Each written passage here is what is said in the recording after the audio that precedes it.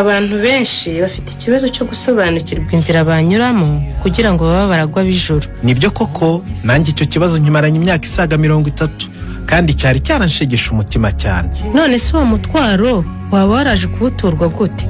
Naje guhura n'abavuga butumwa bwiza bw'ubuntu bw'Imana, bamenyesha ko Imana yatanze ijuru ku buntu. Ku muntu wese uzemera kwizera Yesu Kristo, akababarirwa ibyaha bye byose kubwe, akagirwa intungane mu maso y'Imana, bityo akabaho mu isi yizeye ijuru bidasubirwaho. Nanjye nuko byangendekeye muvandimwe, kandi nejejwe no kuba mu isi nzi neza ko mfite ijuru.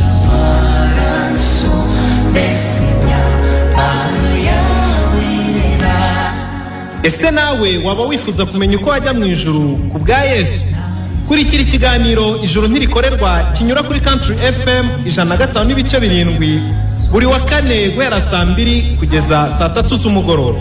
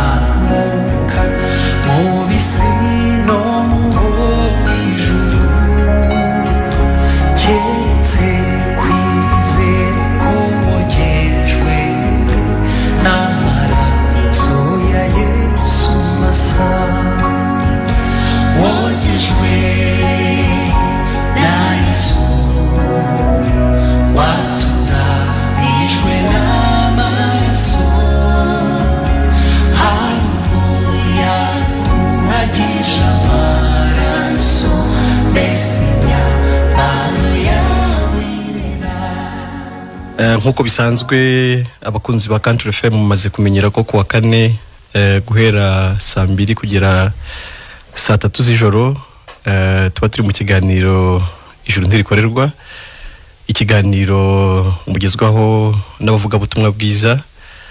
Uyu munsi abo muri kumwe mu kiganiro ni njyewe Emile Nshimiyimana ndetse na Bizimana Damascene. Tunejejwe rero no kubana namwe. Ariko mbere ya byose turashimira Imana iba yatanze uburyo bwo kugira ngo tuganire, ariko nanone ntitwabura gusuhuza abadukurikiye bose. Yego. Tunabashimira nyine ko babafashe umwanya wabo kugira ngo tubane. Umuntu yavuga ko n'ubundi tuba turi hano ku bwabo. Yego. Tutazi ko mudukurikiye, natwe ntabwo twaba turi hano muri studio za Country FM, ariko nanone by'umwihariko twasuhuza abakiranutsi bose. Yego, baherere. Abakiranutsi cyangwa se intungane, ni kimwe, abera, intungane, abakiranutsi, abantu b'abatagatifu. Abatagatifu bakiriho. Ndavuze ubundi abantu bazi ko abatagatifu baba barapfuye. Niko abantu babizi bamwe, ariko ku bandi hari abazi ukuri nyine ko hari n'abatagatifu bahumeka. Yego, nk'aba ngaba bari kuri mikoro. Yego rwose. Ubwo rero abandi batagatifu bagenzi bacu baba abari kutwumva akanya direct. Yego. Ariko n'abazatwumva kubera ko ikiganiro bakomeza kugikurikira ku mbuga nkoranyambaga zacu. Yego. Nabibutsa nyine ko ubwo tuzifite. Dufite YouTube channel yitwa Ijuru ntirikorerwa TV, umuntu yayireba agakurikira ibiganiro. Buri kiganiro cyose kiba kiriho, ariko si ibyo tunyuze hano gusa kuri Country FM, ahubwo n'ibindi biganiro bigenda bikorwa n'abandi bagiye batandukanye. Ubuhamya bw'abakijijwe urupfu rw'iteka biciye mu kwizera Yesu Kristo. Yego. Ubwo rero twararikira abantu rwose gukurikira YouTube channel ndetse na Facebook page, nayo ni Ijuru ntirikorerwa. Tugira group WhatsApp, nayo washaka kuyigeraho yatwandikira cyangwa duhamagara. Turaza gutanga nimero nko bisanzwe nituza kuba dusoza ikiganiro, kugira ngo umuntu wakwifuza kuduhamagara ashaka kujya kuri group ya WhatsApp, kugira ngo tumwakire, tumufashe, tumuhuze n'abandi bavandimwe benshi hirya no hino ku isi yose, kugira ngo akomeze gusangira n'abandi ijambo ry'Imana. Yego. Nta kindi rero tuvuga, turararikira abantu n'ubundi kongera kumva ijambo ry'Imana ariko risobanura neza uburyo umuntu yaba mu isi yizeye ijuru. Yego. Uburyo umuntu yaba mu isi azi neza ko afite ubugingo buhoraho. Abantu rwose barahangayitse, abantu barashakisha hirya no hino, abantu barasengera ubugingo, abandi bararimba ngo mbese izina ryanjye ryanditse mu gitabo cy'ubugingo. Nyamara rwose inzira yo kwandikwa irahari. Inzira yo kwandikwa irahari, ndetse ukaba hano uzi neza ko wanditse rwose utakibibaririza. Ibyo bintu Imana inabitangira ingwate. Yego. Ubyicaranye ubizi ariko n'ingwate uyifite. Ariko nkibaza ubundi se ngo mu isi se buriya hari ikintu kibaho kiruta icyo? Ntacyo. Nicyo gihatse ibindi. Kubera ko ibindi byose bizashira. Ariko ubugingo buhoraho nyine n'ubugingo buhoraho n'ubuzima bw'iteka mu yandi magambo. Yego. Ku buryo rero rwose nasaba umuntu wese, yewe n'uwari ucuranze gutyo gusa akumva yafatishije Country FM, akumva turi kuvuga, rwose ntakureho. Yego. Ntagire ngo ahari bije gutyo gusa nk'impanuka, akurikira ikiganiro. Yego. Dutuze iminota dufite ntabwo ari myinshi, ni saha imwe, tubane mu kiganiro. Rwose umuntu wese akeneye kuva mu rujijo. Ibyo watunga byose, amashuri wakwiga yose, abana wabyara, imiryango, ibintu byose byiza watekereza wagira, ni byiza kubigira, ariko udafite ubugingo buhoraho byose ntacyo byamara. Aba ari ubusa kubera ko n'ubundi buzabisiga. Abantu rero b'ingeri zose, ariko ikindi n'ibyo utatunga byose ariko utunze ubugingo, nanone ubutunzi ikiruta byose. Akaba ariyo mpamvu numva ni ikintu umuntu wese akeneye, kandi ni ikintu rwose kiruta ibindi, ku buryo nararikira buri wese kudukurikira kandi agatega amatwi agatuza, ariko nasaba Imana kugira ngo ibashe kumwumvisha ibintu tuvuga. Yego. Kubera ko nanone ntabwo biva ku mbaraga z'umuntu no ku bwenge bw'umuntu. Ntabwo dutinda rero, kubera ko byose bigira kuri n'ijambo ry'Imana. Turakoresha n'ubundi ijambo ry'Imana kugira ngo dusobanure iyo nzira imwe rukumbi Imana yagennye ihesha abantu ijuru. Yego. Turasoma rero mu Bagalatiya mu gice cya 2 umurongo wa 15 no 16. Tomasi dusomera muri Bibiliya yera, nanjye ndasoma muri Bibiliya ntagatifu. Yego. Reka dusome ijambo ry'Imana riboneka mu Bagalatiya ibice 2 umurongo wa 15 no 16.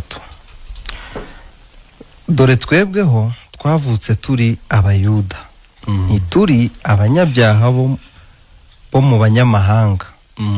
Nyamara tumenye yuko umuntu adatsindishirizwa n'imirimo itegetswe n'amategeko, ahubwo atsindishirizwa no kwizera Yesu Kristo.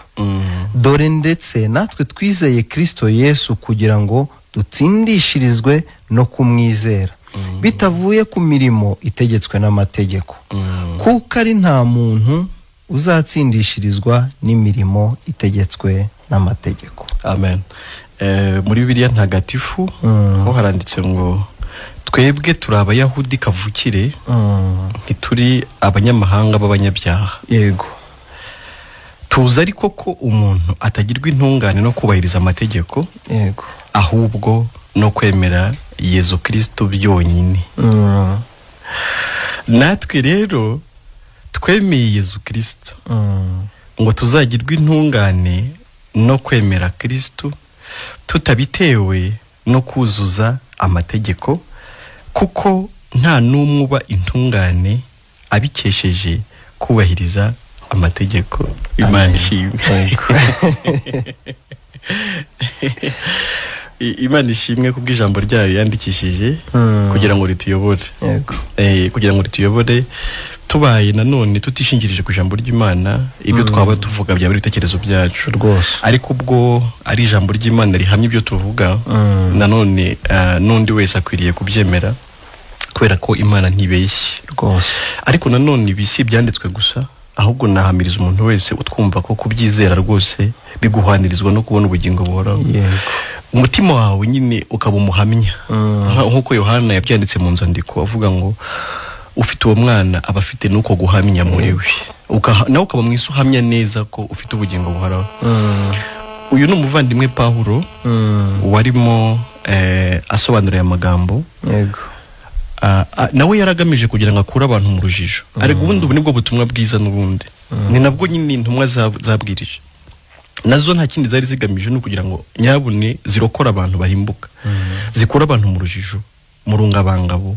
Pawulo yari masobanura uburyo nabo nubwo bari abayahudi nubwo bari abayuda nubwo bari abisirayeli navuga ngo ari nabo bari barahawe amategeko ariko ubundi nubwo abanyamahanga usanga twarishyize ku mategeko ntawe yaduhaye yego ubundi ubwoko bw'abisirayeli nibwo bwasezeranye n'Imana isezerano ry'amategeko ariko nabo nyine rirabananira niyo mpamvu ryaje kwitwa isezerano rya kera. Imana itanga isezerano rishya ni kontra ni isezerano abantu bagiranye n'Imana ariko rinanira abantu Imana ishima gushyiraho irindi sezerano noneho abantu bashobora ariko navuga ngo iryo rya mbere ryananiye abantu n'ubundi nabwo yari yarigiranye n'igice kimwe cy'abantu aribo bisirayeli nibyo rwose. hanyuma mu isezerano rishya noneho nyine ribisezerano ku bantu bose aribo Bibiliya yavuze ngo n'abanyamahanga. Yego aha rero abanyamahanga bari kubita abanyabyaha abayuda bari kuvuga ati twebwe turi abayuda turi abayahudi turi abisirayeli ntitumeze nk'abariya abanyamahanga b'abanyabyaha. ubwo urumva kujyanye n'amategeko ubundi twe ntitubarwa bahita batwita abanyabyaha tutari twatangira kubahiriza na rimwe rwose.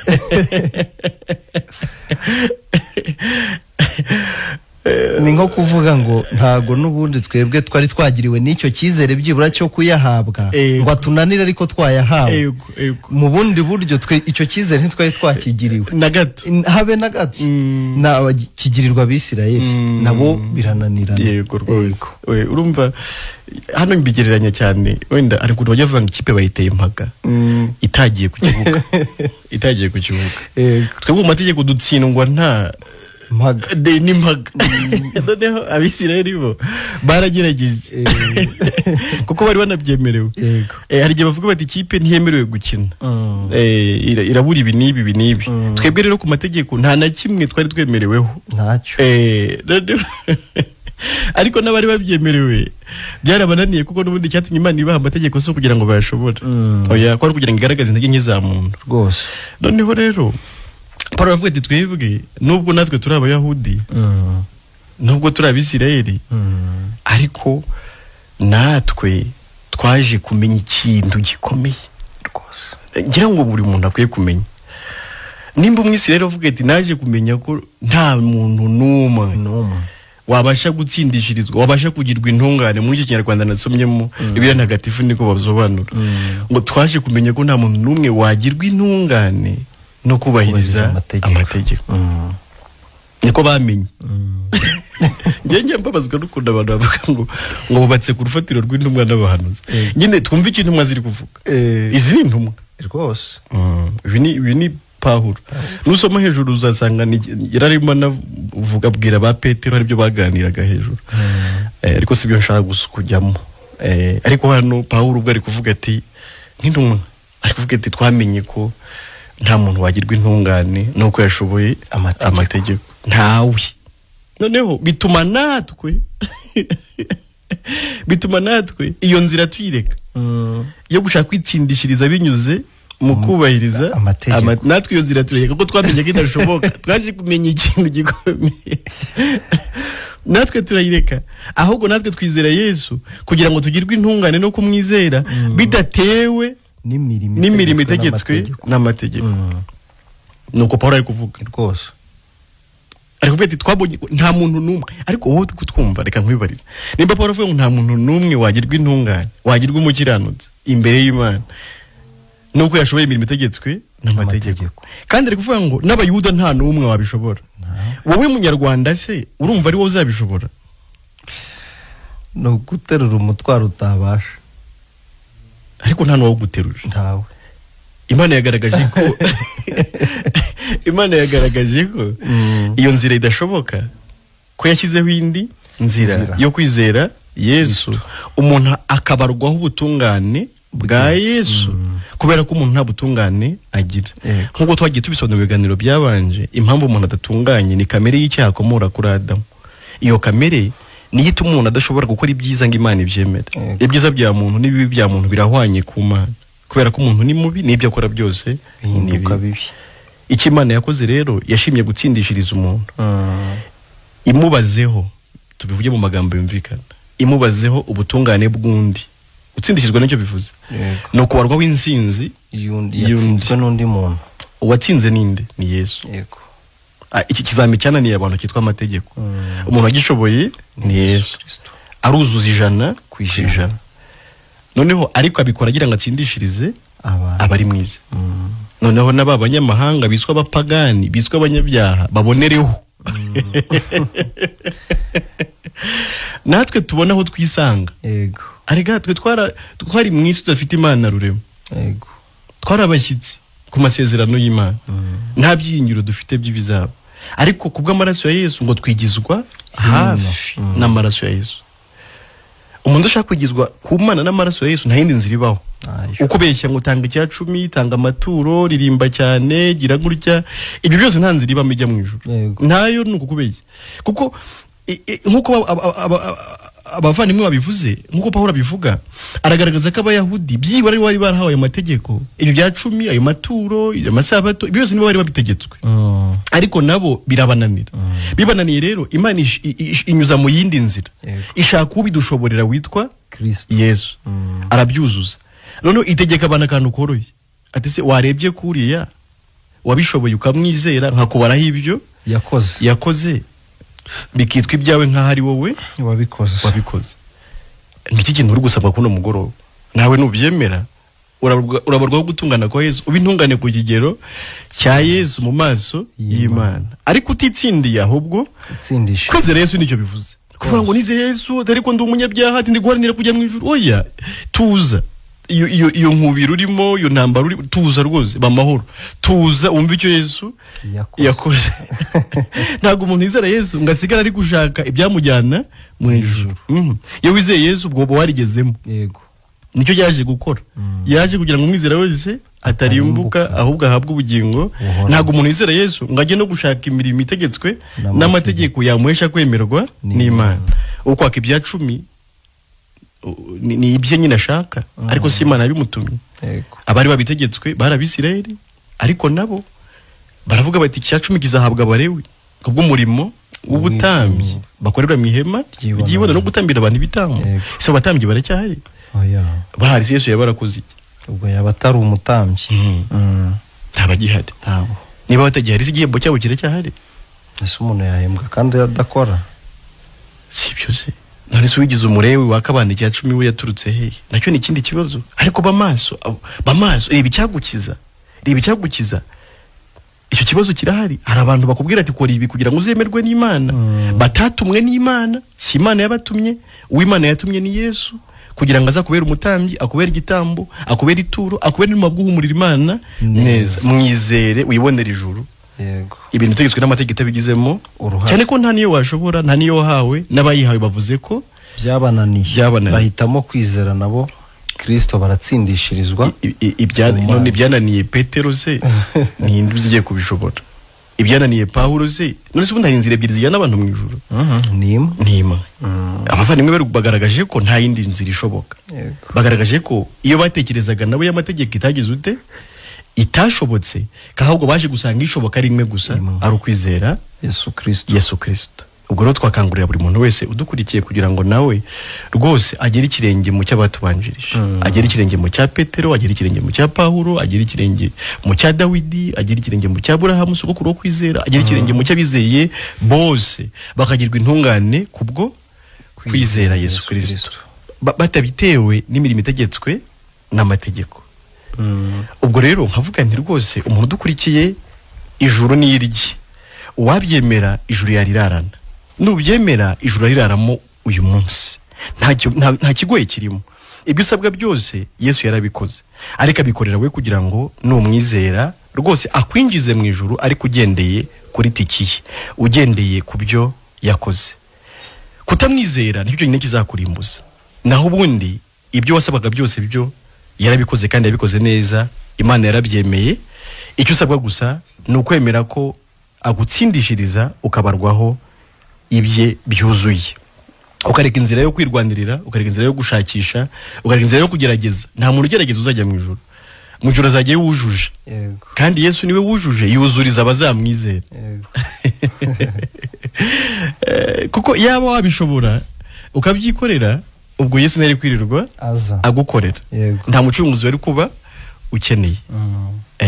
Ubwo rero rwose nanone kugira ngo tudatwara umwanya munini w'abatwumva kandi twifuza kuganira nabo, turi hano ku bwabo, turagira ngo tubahe umurongo wa telefone hanyuma tuganire.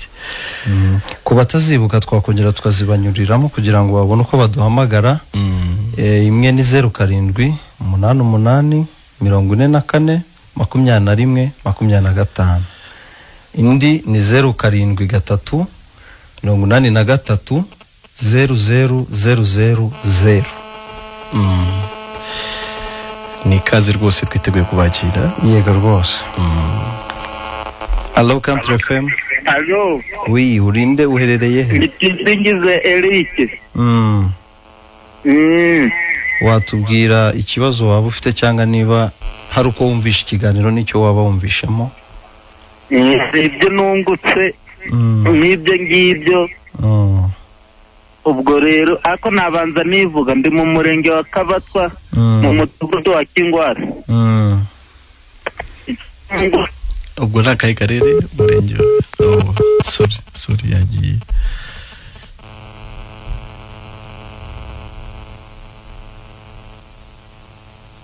Turakira abandi. Allo Country FM. Mwiriwe neza. Ani Mukesha muvugana. Mukesha uherereye he? Kadashya. Ku Kadashya. Watubwira ikibazo waba ufite cyangwa niba ari cyo wumvishe mu kiganiro? Ikibazo mfite. Kwizera, iyo mubwiye abantu ngo no kwizera Yesu, ubwo ubundi hari umuntu wumva kwizera no kugira gutubona kwizera gusa kuba umuntu kwizera ubundi akajya mu ijuru. Nta kibazo turaza kubisobanura, komeza utega amatwi Country FM. Allo?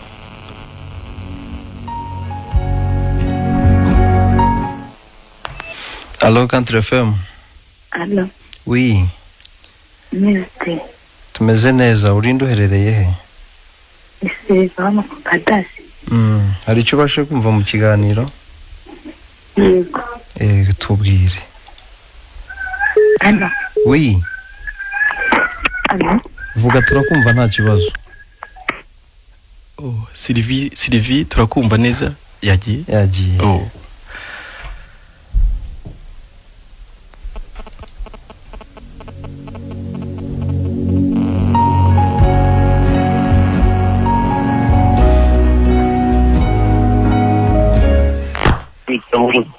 Allo? Oui. Ninde uherereye he? John Kunkombo. Nde? John Kunkombo. Umuvuga ngo bya 10 n'amaturo ntibikibaho. Buriya butunzi bavuga twibikira tuzabutorera. Urakoze, turaza kugufasha. Sawa.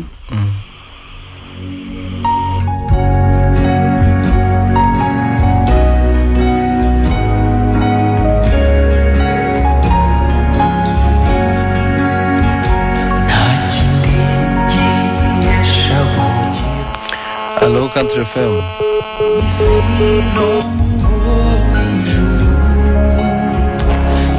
Allo. Allo. Oui. Ni Vindizo no mutamba. Inde? Ni Jedeo. Yego turakumva. Yego. None se. Ko numva ngo imirimo ngo abantu bakora ngo sizabajyana mu ijuru. Jedeo yagiye. Yongera gerageza nta kibazo.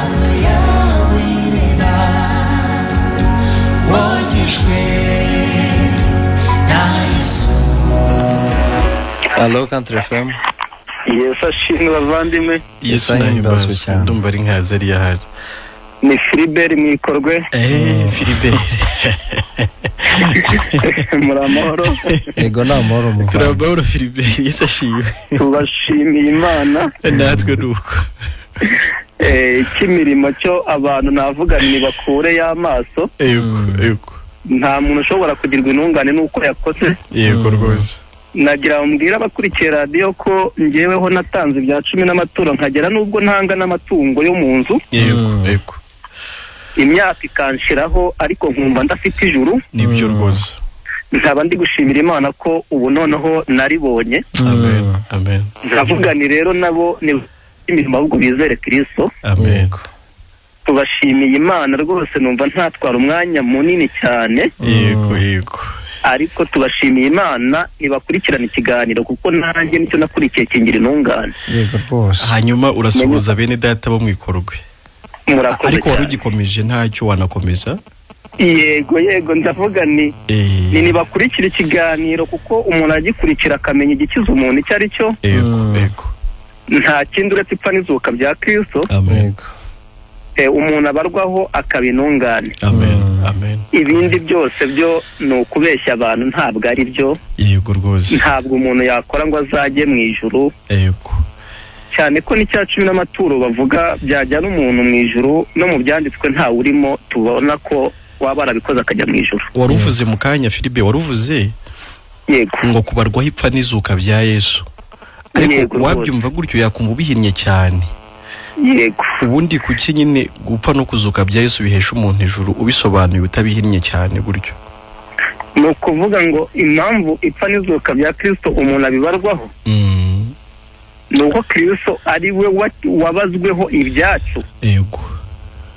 Natwe tukabarwaho ubutungane bwa Kristo. Ibyacu rero ubwo uvuze ibyacu ubwo umuntu abakeneye kumenya ibyacu yabazweho ari ibiki? Yego rwose akanya ndumvaga hari ibyacu yabazweho ni ibyaha byacu. Yego. Maze ibyaha byacu amaze kubibarwaho natwe tubarwaho gutungana kwiwe. Yego. Arakoze umuvandimwe. Arasuhuza akarindaga kumuha intashye ariko numva arakomeje. Aradusubiriza bene data bo Mwikorwe. Allo Country FM. Ni Mukesha ugarutse mu gihe mutari mwasubiza. Yego Mukesha. Mbumva ubundi kwizera kutagira ibikorwa bavuga ko kwapfuye. Yego Mukesha. Niyo mpamvu kubwira abantu ngo kwizera Yesu gusa ngo birahagije. Mbumva ibintu byaguye kujyana kwizera kukajyana n'ibikorwa. Yego urakoze cyane. Ubwo n'iryo jambo turaza kuri gusobanurira. Riba muri Yakobo mu gice cya 2 kwizera kutagira imirimo kuba gupfuye. Turaza kuri sobanura. Okay. Urakoze cyane ugira ijoro ryiza.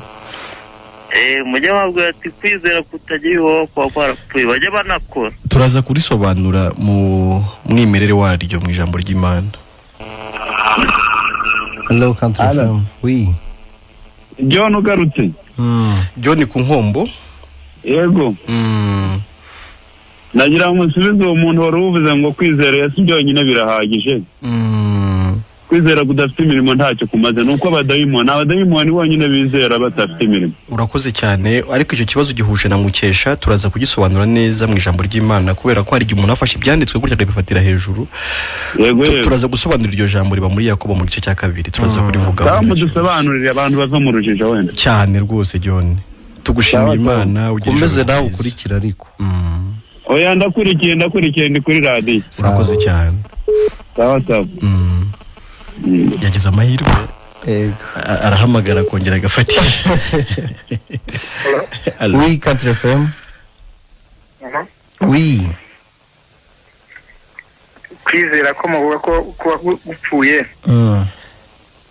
Ibyo byanditse ntabwo ari twe twabivuze ariko n'ababivuze ubwo nyine hari aho byanditse ariko twavuze ko tuza kubisobanura ahubwo uze gukomeza ukurikire radio nawe uraza kumva ko tubisobanura.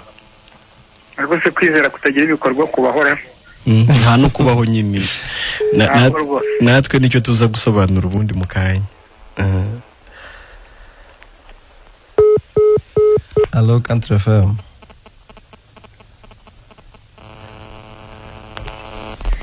Allo Country FM.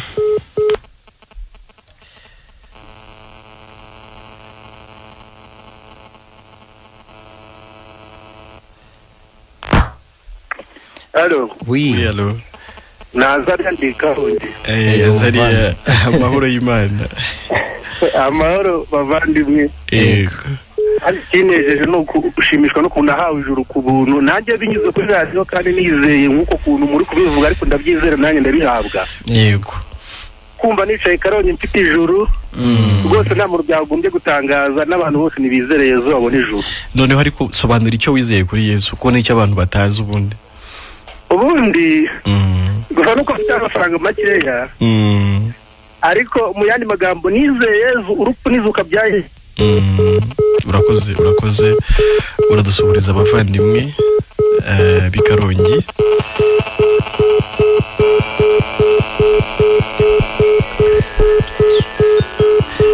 Hanyuma ngira ngo twasubiza abantu babajije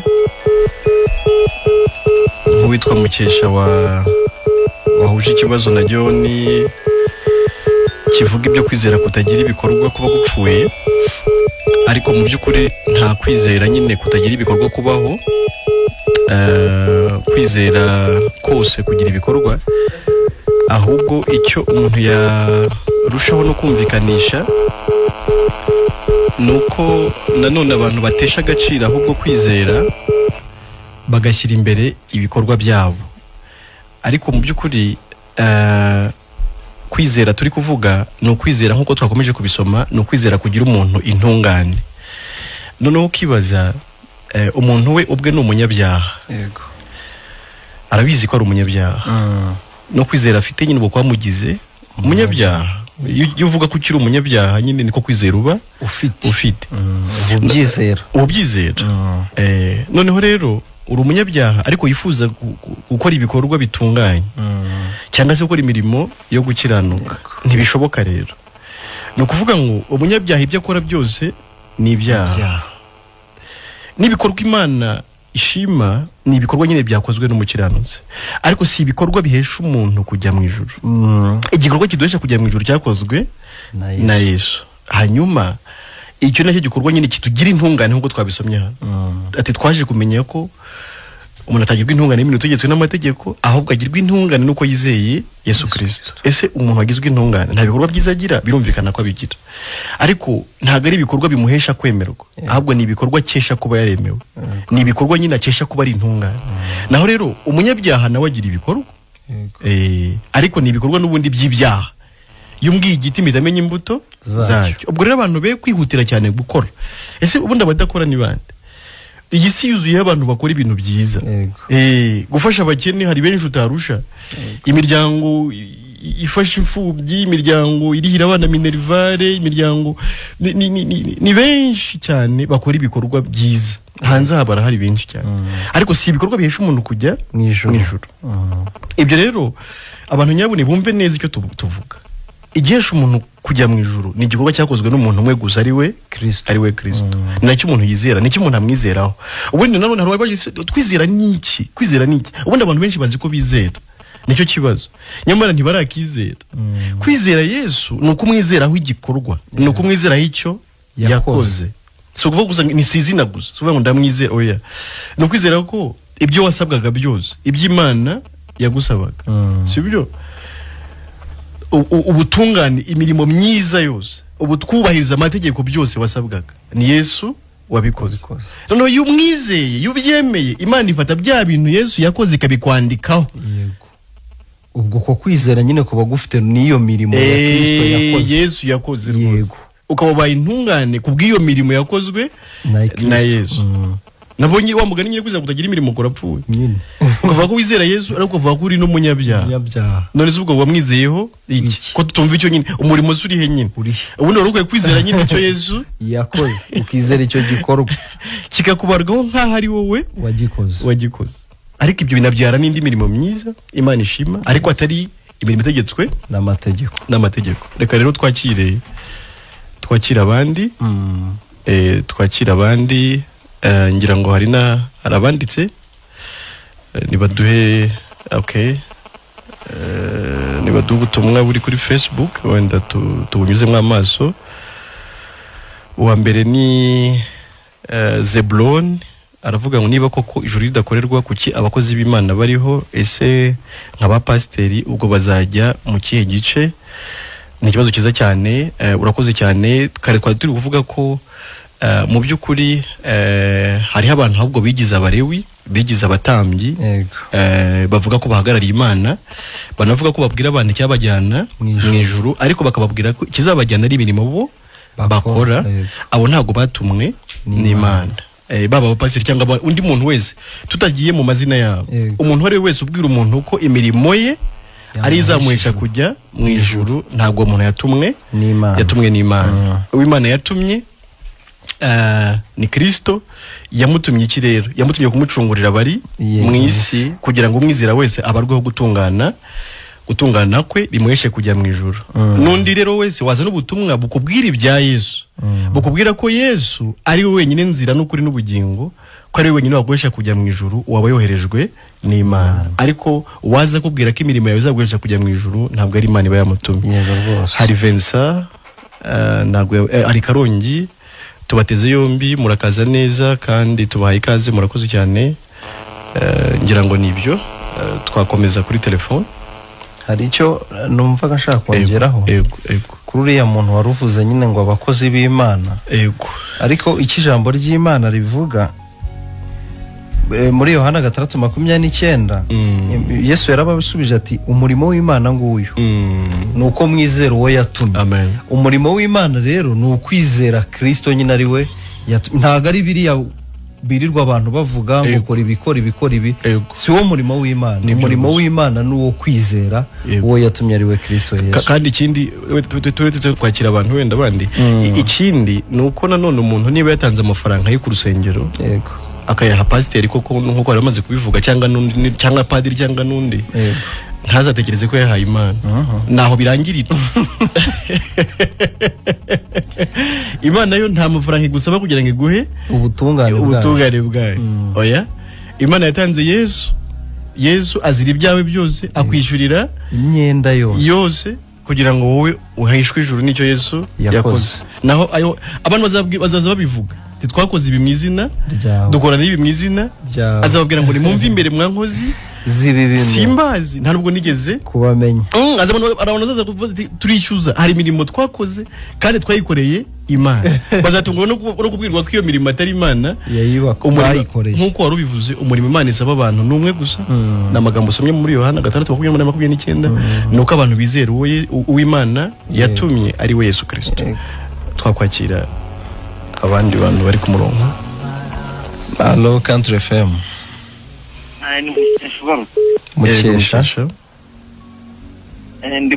Ndi kwibaza ngo yego Mukesha, niba umuntu wese ubwira abantu ko ibikorwa byabo ari byo bizabajyana mu ijuru, atari Imana yamutumye.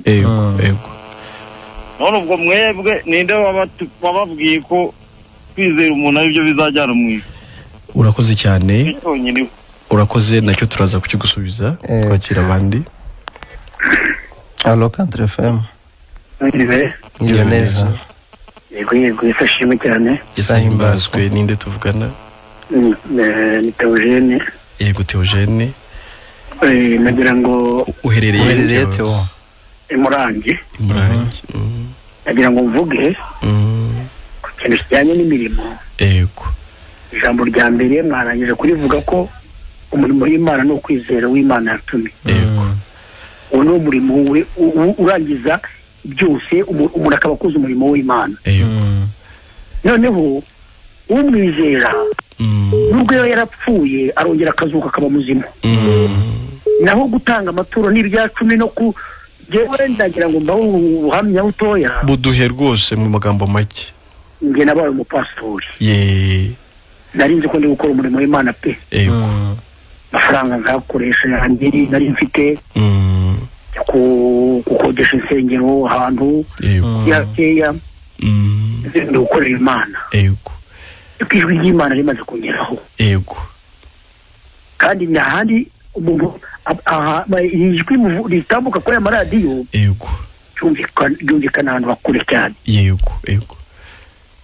nasanze ko ibyo nakora byose nubwo natanga umutwe wanjye bakawukuraho ntabwo byamba ijuru nibyo rwose ahubwo ikindi cyo cyamarira ni igitambo cyo kumusaraba igorigota amen amen kwizera ko Yesu ibyo nagombaga guhanirwa yagiye kumusaraba akabihanirwa amen abantu benshi rero bagishaka kugira ngo bakore iby'Imana nimba barashaka gukora ibyo Yesu atakoze bazabikora ntabyo atakoze birahagije abantu abategereje rero kugira ngo bazakizwe n'imirimo yabo bari gukorera ubusa ntacyo bazatoramo nibyo rwose inama bagiriye niba bashaka bakurikira ijambo ry'Imana basome ijambo ry'Imana bareke kubeshya ngo Imana yavuga se ivugiye ko umwana wayo irongera kuvuga ko abantu oya rwose imwe vuge mu kanwa k'umwana wayo niko tugiye tugomba kwizera nibyo rwose amaraso ya Yesu ku musaraba igorigota yarangije byose amen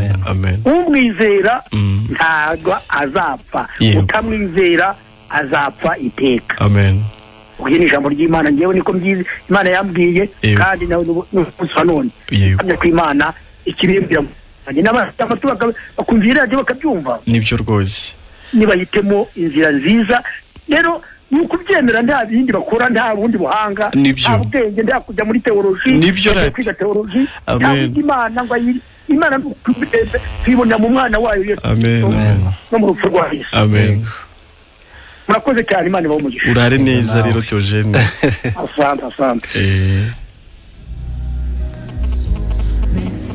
atanze ubuhamya bukomeye rwose kandi avuze ko ari n'umupasiteri ariko asanga yarashukaga abantu uzi icyo avuze rwose ubwo bamwe batubazaga ati nanone se ya mirimo bajya batubwira urumva ko n'abayibabwiraga bamwe batangiye guhishurirwa nabo bizera nyine uyu nguyu Kristo bwari ubutamenye yego twakakira undi niba hari uriho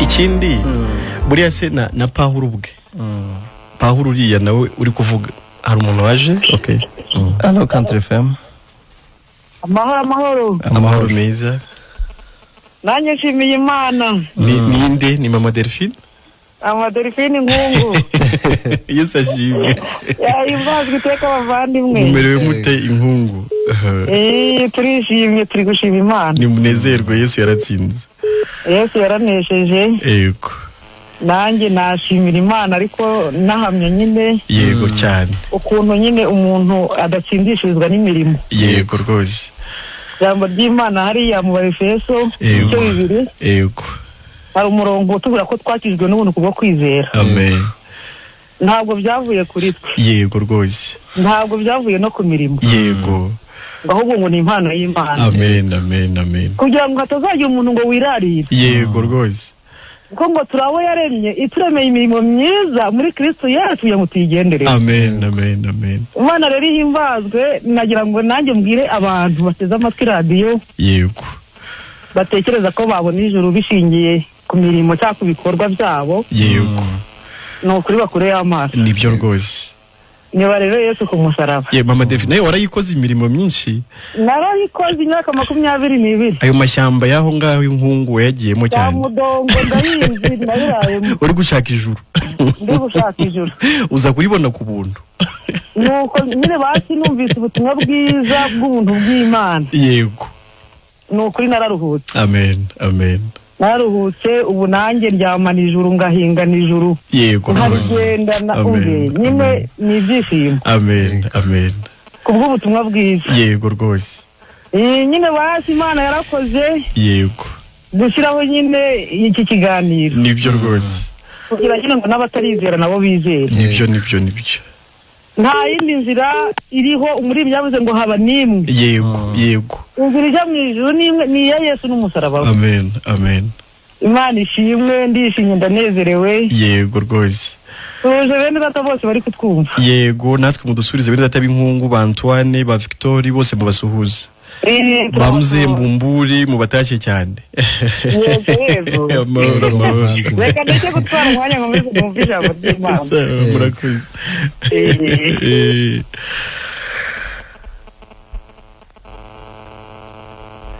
kuri Facebook harimo ibindi bibazo babajije cyangwa nibyo twabisubije abo twabasubije n'abakarengera cyangwa bagarutse arabagarutse Zeblon. Okay telefone. Hello Country FM. Sabimana Daniel ndane Munyove. Yego Imunyove hari ubwo si muri Nyamasheke. Muri Giheke kabisa fango kabisa. Daniel Giheke. Hari icyo wumvisha mu kiganiro cyangwa ari cyo ushaka kubaza? Yanjye hari icyo nshaka kubwira abantu. Yego. Ubundi umuntu twizera umwami nk'umukiza akizera imirimo. Ubundi iyo mirimo izamugeza kuki? Mugani niba yarambwe tukabamburwa tukaba turi amahoro. Yego. Ubundi ikintu ni Imana niyo yakoze imirimo. Yego rwose. Umuntu ni iki kintu yakora kikamugeza mu ijuru? Ntacyo rwose. Ubundi umuntu wumva Country FM ntigizera umwami nk'umukiza. Yego. Abantu bose ndumva baburana nibakira ijuru uko bari hawe kubona. Amen. Ukuri nibaryakire. Yego. Ahubwo bave muhunga bagabano. Yego rwose. Bave mu bantu babashuka. Yego rata Daniel. Ahubwo mbasabiye kwakira ijuru. Amen. Ubasabiye neza cyane. Akabazo k'amatsiko Daniel. Baryakire mu biganza ahubwo bareke kugunya bageze imitima yabo kure. Daniel. Arabe? Nakubaza akabazo k'amatsiko. Nta kibazo. Ibyo bintu wabimenye ryari? Wabyumviye kuri iyi radio? Nabyumviye kuri radio nayo numva ndafashije cyane kandi uko ibyo uvuga nibyo pe. Yego. Umuntu abatsinzwe afite imyaka 12. Yego. Wari gukora ijoro agakorera ijoro akarinda atararibona. Yego. Ese ntabarimbutse nyine. Abatararyizera ariko yizeye ko rifitiye anarijamo. Cyane right. Nukuri nta imirimo nta yageze umuntu. Urakoze cyane Daniel, tugushimira Imana umwami nk'umukiza. Ariko Daniel, kuki utaduhamagara nyuma? Ujye uduhamagara tuganire na nyuma y'ikiganiro. Biza murakoze cyane. Turaza kuguha nimero, ujye uduhamagara twiganirire. Abantu bose gusa abantu bakira ijoro bizera umwami wo bapiriye ku musaraba. Amen. Ijoro ryiza. Arundi muntu uriho cyangwa tubanze dusubize uriya witwa Zablon yongeye kwandika kuri Facebook yavuze ngo muvuze neza cyane none se ko bavuga ko iyo tugeze mu gihe cy'amaturo bashyiraho uduseke ngo tugiye gukorera Imana amaturo dutura ajyahe biroroshye cyane uyakwaka ni nawe uyajyana nahita musubiza nihuta bajya bayaterura reba se nta handi hantu uyamwaka ntago azamuka ngo ajye mu ijuru uyamwaka ni nawe uyatwara icyo kiroroshye ntabwo twagitindaho.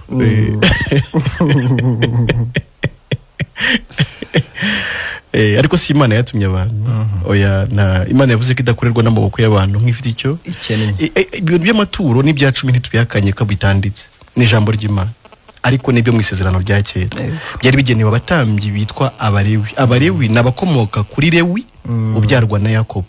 Niyo Imana yarashinze umurimo wo gutambira abantu ibitambo bikuraho ibyaha nabwo nibyo bikuragaho byarabitwikira. Noneho abantu kubera ko nta wundi murimo bakoraga Imana igena ko bazajya bahabwa ibya 10 ndetse n'amaturo sibyo kugira bibatunge. Noneho rero nta wundi muntu Imana yemereye kuzaka abantu icya 10 ndetse n'amaturo nabo bacyakaga n'Abisirayeli bene wabo nuvuga ngo imiryango ni 12 umuryango we n'uwa Lewi indi miryango 11 yagombaga gutanga icya 10 n'amaturo ibiha wa muryango usigaye. Noneho rero Yesu aje apfiriye ku musaraba abashyizeho iherezo umurimo wa bene Lewi cyangwa se Abalewi umurimo w'abatambyi kuko yarahindutse umutambyi mukuru ahindutse igitambo ndetse n'ituro. Noneho rero umurimo w'Abalewi urangiye ubwo n'igihembo cyabo kiba kirarangiye twemererwa mu cyo Yesu yakoze atari mu byo twebwe dukoze. Mu Baheburayo mu gice cya 10 haravuga ngo n'icyatumye ubwo Yesu yazaga mu isi avuga ngo ibitambo n'amaturo ntabwo wabishatse ntabwo wabyishimiye. Hari umuntu uriho? Okay. Allo Country FM. Oui. Turakumva neza. Ni Oscar mu murenge wa Nkungu umudugudu wa Ryamaraza. Ariko Oscar baza atari ubwa mbere duhamagaye. Jewe ndi ambasaderi wanyu. Mu kiganiro ijuru ntirikorerwa se hari icyo ujya wumvamo? butumwa rero maze igihe mbumva yego Oscar ariko njyewe biri kugenda binzamo kuko uburyo biri kunzamo tubwire bohoka umuntu yakorera ijuru kandi Yesu kwebwe imirimo ari n'ushoboye gukora imirimo akavuga ngo ntizamujyana mu ijuru yewe nubwo wakirirwa usura ingereza zose yego Oscar yo yagiye se yabanza ariko bajye banaduhamagarana nyuma urumva tuba tutangiye kuganira bakaduciga kubera ibibazo by'amayinite twakira undi. Allo Country FM allo nabumvishe koko nibyo koko ninde ni Mukesha ugarutse yego Mukesha ahubwo muze kuduha nimero zanyu turaziguha cyane mukanya yego ntacyo hari icyo wumvishe rwose yego rwose turaza gukomezanya nawe nyuma allo oui allo ni John ugarutse yego John ariko ni mudusobanurira ibintu neza yego John ariyo muri kuvuga ngo Yesu ngo amaze gupfira ku musaraba ngo cya 10 cyahise ko kivaho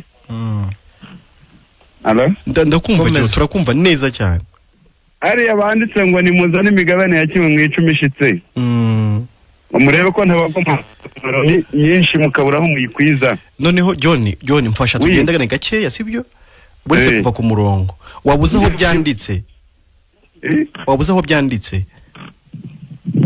abone kumva wabuze aho byanditse ni muri Maraki mu gice cya 3 sibyo yego Yesu yari agapfira ku musaraba icyo gihe ni isezerano rya kera urakoze cyane noneho rero ukurikire neza ntabwo duhakana ko ibyo bintu byanditse ariko byari bigenewe abatambyi mu isezerano rya kera Yesu amaze kwitamba umwenda ukinze ahera utabutsemo kabiri atwinjije mu ijuru aduhuje n'Imana nta mutambyi ukidutambira wundi nta murebe dukeneye kugira ngo Imana itwemere n'ibihembo by'abari biriho byakuweho ko n'umurimo wabo wararangiye Yesu yaje gukuraho abahanuzi n'ibyahanuzi yaje gusohoza iby'abahanuzi bavuze byose n'iby'amategeko yategekaga byose none ubu muri iki gihe abapasiteri bahagarariye nde igihe cya kera abapasiteri bahagarariye ababashyizeho barabyigira bakabaha akazi n'akazi gasanzwe bakanabahemba none mwebwe muhagarariye nde twebwe Bibiliya igaragaza ko iyo umuntu amaze kwiyunga n'Imana mu Bakorinto reka tuguhe byanditswe nanone numvishe ukunda gusoma Abakorinto ba kabiri igice cya 5 guhera ku murongo wa 17 kugeza kwa 21 uze kwasoma haravuga ngo byose bituruka ku Mana yiyunze natwe ku bwa Kristo irangije iduha umurimo wo kuyunga n'abandi iyo umuntu amaze kwiyunga n'Imana biciye muri Kristo uwo mwanya bahawe umurimo wo kunga abantu n'Imana no gutangariza abantu ubwiyunge bwabonetse buciye muri Kristo Yesu none kwizera ko nyine hari icyo byadufasha ntacyo dukoze kwizera ni umurimo Imana igusaba kugira ngo uhabwe ijuru wonyine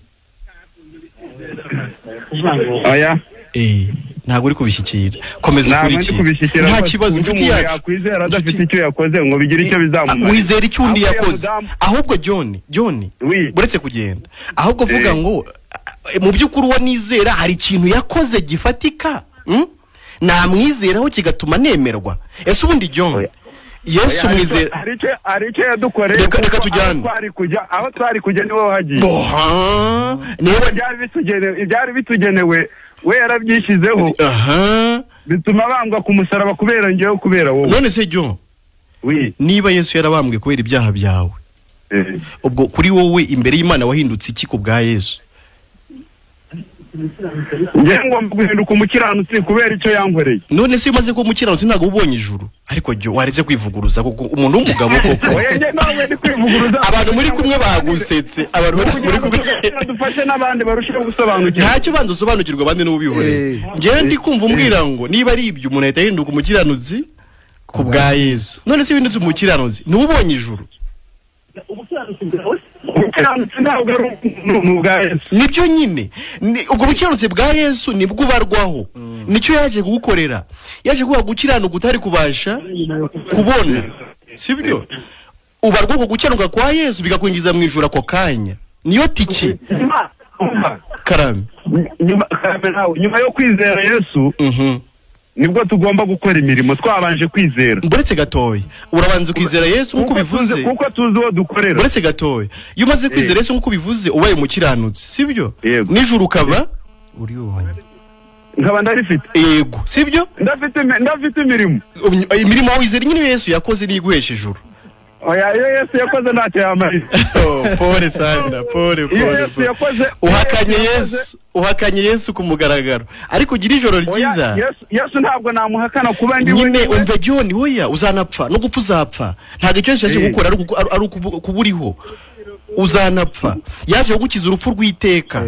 yego waruvuze ngo icyo Yesu yakoze nacyo cyakumarira se nubwo yabarakoze icyo ubwo ntabwo nubwo mwizera aho yari magambo Yesu yaradupfiriye nta nubwo muhakana yagupfiriye kugira ngo wobone iki kugira ngo njyewe mbeho ubeho guteze gutya uriho uyu munsi kugira ngo mbone ubugingo buhoraho iteka ryose urakoze cyane sicyo turi kuvuga se twebwe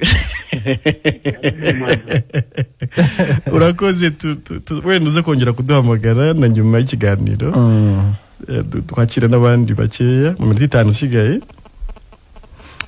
hari abakomeje kwandika Alphonse yitwa Safi Madiba niryo izina rye mbakurikiye ndi hano ku Nkombo rwose mwavuze byinshi kandi by'umumaro mbabaze none se ni ngombwa ko dukurikiza ibyanditswe mu isezerano rya kera cyangwa tugomba kwizera dushingiye kuri shya murakoze hano ku Nkombo turabakunda isezerano rya kera ni ryiza riba riri kugaragaza ibizaba hanyuma ariko ubwo nyine byasohoreye muri shyashya ubwo ni amateka meza ahishemo ibya Yesu wari utaraboneka ariko noneho irishya rihishura Yesu wamaze kuboneka tukizera icyo yamaze kudukorera Jedeo Ngendahimana mwiriwe neza mbakurikiye ndi hano ku murenge wa Kamembe ubundi kwizera kurarema icyo dusabwa ni ukwemera ko Yesu yadupfiriye ku musaraba murakoze turi kumwe ndabakunda icyo kiganiro nikiza nako turagukunda urare neza Justin my close mwiriwe neza Niniragire Eric mu mashya nukubera iki umuririmbyi yavuze ngo atigira neza wigendere kuko ineza uzayisanga imbere kandi gukorera Imana ngo nta gihombo kirimo urakoze no muririmbyi nyine umuntu yaririmba ibyo ashaka byose okay twakira abandi kuri telefone Hello oui turabumva ninde ni John n'ubundi yego John inshuti yacu John naje ko mungu pato tari oya ntabwo twagukubye ariko udufashije dusigara iminota 3 gusa wareka tukakira abandi tukaza kuguha nimero tukaza kuvugana twisanzuye nyuma y'ikiganiro kugira ngo twakire abandi tunasezere muduhe nimero tuze kuganira mu kanya gato nayo tuzakira sawa urakoze kandi twakakira abantu undi muntu umwe mu minota isigaye tugasoza banza na babiri twabakira ni 30 minota Claude washaka ntabwo wajya tura noneho pastor izere Yesu niwe waguhindukiye ituro uze gusoma mu Befeso mu gice cya 5 ku murongo wa 1 n'uwa 2 urasanga Yesu ari we ituro ryawe ku Mana amafaranga yawe rwose nta kimana yamaze urakoze yego twakiruti abantu bumva rwose amafaranga yabo akomeye cyane ku buryo bayahimana bashaka kuyagira inzira kandi inzira ari Kristo ntabwo byashoboka Hello Country FM oui ishobora guturika umutima hasi yego Jona turakumva gira vuba dusigaranye iminota 2 gusa nani ndumva kwizera Kristo nta cyagufasha nta mirimo ukora urakoze cyane ubwo uzakomeza kudukurikira none ni gute wakizera Kristo nta mirimo ukora ibyo nyine byakujyana mu ijuru urakoze uze kuduhamagara nyuma y'ikiganiro turaguha nimero mu kanya tukomeze tuganire uduhamagare nyuma y'ikiganiro tujye guha nimero mu kanya sasa urakoze cyane twasoza. Yego. Twasoza tushimiye abantu bose badukurikiye. Yego. Ariko tubararikira kugira ngo no kwa kane bazakomeze badukurikire kandi nabifuza gukomeza kudukurikira tugiye kubarangira uburyo bwose babasha kutubonamo. Kuri telefone yanjye Bizimana Damascene ya mbere ni 078 72 70 67. Indi ni 07 22 33 92 74. Kuri Facebook ni Bizimana Damascene. Hanyuma nanjye nimero zanjye ebyiri MTN ni 0784 biroroshye kwifata ni 0784 ikurikirana 42 hanyuma Airtel 0733 99 33 44. Hanyuma tubararikira n'ubundi kujya kuri Facebook page yacu Ijuru Ntirikorerwa TV, YouTube nayo nuko yitwa Ijuru Ntirikorerwa TV. Hanyuma tubane mu biganiro twungurane ku jambo ry'Imana, abantu babone ijuru bakiri mu isi, babo batagatifu bakiri mu isi, bishimire icyo Yesu yabakoreye. Imana ishimwe cyane. Amen. Abadukurikiye bagira ijoro ryiza. Yego.